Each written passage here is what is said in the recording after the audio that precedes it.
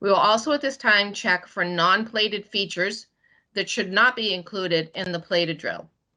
Those features will need to be moved to a non-plated drill. The customer did not supply us with a drill and a non-plated drill, so we will create one. We'll call it a 1 layer, and it will be an NPD for non-plated drill. This will allow us to move the features, the drills that do not have plating, to its own layer, so that we will not have plating features falling into non-plated areas. I'll show you why this is important later. As we zoom up closer to the board, we can see the drills that do not fall in the copper land. In this case, the copper is brown. So anything that is brighter blue is not touching copper, and most likely is a non-plated feature that we want to move to the non-plated drill. We can verify that by measuring the drill and checking our list that we pulled from the drill layer and looking at the customer supplied hole chart.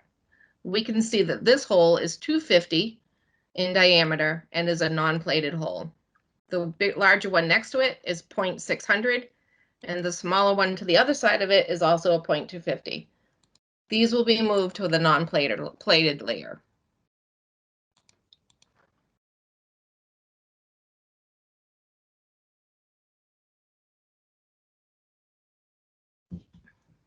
I'm going to select the layer to move to and pick the features to move. And as you can see, they turned to a different color, which means they popped onto the non-plated drill layer. There was also an additional hole up here. We will move that one as well.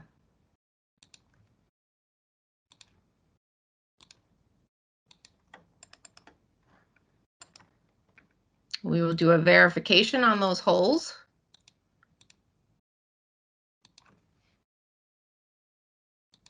By doing a count and checking the holes against the drill chart. As you can see, there's 0.175 holes. There is 1, 0.250 holes. There is 2, and 1.600 hole, which is in our chart and in our non-plated layer now.